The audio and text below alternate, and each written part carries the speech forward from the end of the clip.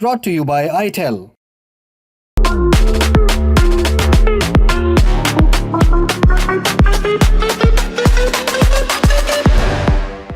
साल था 2019, अगस्त की 10 तारीख। वर्जीनिया जूफ्रे को खबर मिलती है कि जेफरी एप्स्टीन ने जेल के अंदर जान दे दी है। ये नाम वर्जीनिया के लिए ऐसा जख्म था जो सिर्फ उनके शरीर पर नहीं, उनके जहन पर था। 15-16 साल की उम्र से वर्जीनिया एप्स्टीन के घिनौने खेल का मोहरा बन गई थी। उनका एक बार नहीं, बार बार अलग अलग लोगों ने शोषण किया था और इसके लिए जिम्मेदार था एक इंसान, जेफरी एप्स्टीन। लेकिन वर्जीनिया ये खबर जानने के बाद भी खुश नहीं हुई। किस बात के लिए खुश होती? उसके गुनाह साबित नहीं हुए। कोर्ट में अभी केस चल ही रहा था। एप्स्टीन के न जाने कितने साथी और थे, वो लोग जो उसके पाम बीच वाले बंगले में जाया करते थे, उसकी घिनौनी पार्टीज में शरीक होते थे। कौन थे ये लोग? अब कैसे पता चलेगा? जेफरी तो ये सब बताने के लिए रहा ही नहीं, या फिर यही वजह थी कि उसको रास्ते से हटा दिया गया। एक वक्त पर बेशुमार दौलत का मालिक और ताकतवर लोगों का साथी, हाई प्रोफाइल पार्टियों का होस्ट और ट्रंप से लेकर बिल क्लिंटन तक का दोस्त रहा शख्स क्या इतनी आसानी से हार मान गया? क्या है जेफरी एप्स्टीन की मौत का सच? एप्स्टीन ने एक नेक्सस बना रखा था। इस नेक्सस को चलाने में उसका साथ देती थी गिलेन मैक्सवेल। दोनों ने मिलकर बाकायदा अपनी हर घिनौनी हरकत की एक रिपोजिटरी तैयार कर रखी थी। यही है एप्स्टीन फाइल्स, जिनका नाम आपने भी न्यूज में सुना होगा। इन फाइल्स में सारा ब्यौरा बनाकर रखा गया। कौन एप्स्टीन से कहां, कब और क्यों मिल रहा था, क्या कर रहा था, यहाँ तक कि तस्वीरों समेत कई साल से ये मांग उठती रही है कि इन फाइल्स को सार्वजनिक किया जाए, क्योंकि भले ही एप्स्टीन नहीं रहा, गिलेन जेल में है, लेकिन जो लोग उस आइलैंड पर जाते थे वो अभी भी कॉलर ऊंचा करके आराम से घूम रहे हैं। जितनी बार एप्स्टीन की मौत का जिक्र होता है, इन सफेद पोशों की ओर इशारा चला ही जाता है। इसकी बड़ी वजह है वो हालात जिनमें एप्स्टीन के शव को जेल में पाया गया।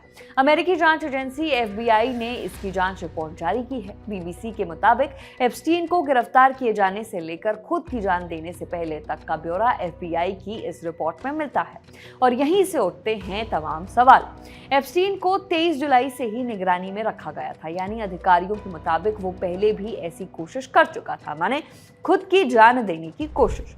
हालांकि एप्स्टीन ने एक दिन बाद ही साइकोलॉजिस्ट को बताया था कि वो खुद को नहीं मारेगा, क्योंकि ऐसा करना पागलपन होगा।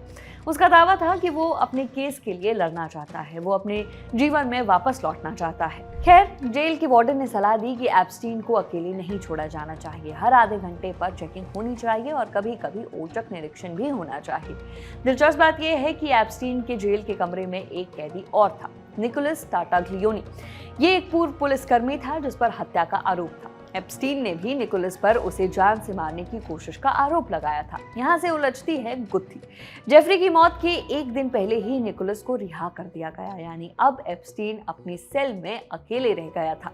उस दिन ना ही कोई चेकिंग हुई, यहाँ तक कि कैमरे भी उसी दिन नहीं चल रहे थे। अगले दिन सुबह स्टाफ को मिलती है जेफरी एप्स्टीन की बॉडी और खबर आती है कि सेक्स ट्रैफिकिंग और साजिश के आरोप झेल रहे एप्स्टीन ने अपनी जान दे दी है। एप्स्टीन के हाथों अमानवीयता का शिकार हुए तमाम विक्टिम्स के अंदर कुछ टूट जाता है।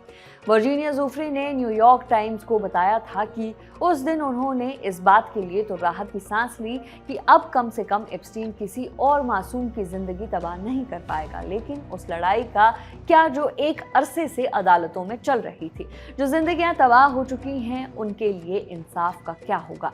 जब ये पता चला कि एप्स्टीन फाइल्स के अंदर मौजूद है पूरा ब्यौरा उसकी एक एक काली करतूत का, तब उठा बड़ा सवाल।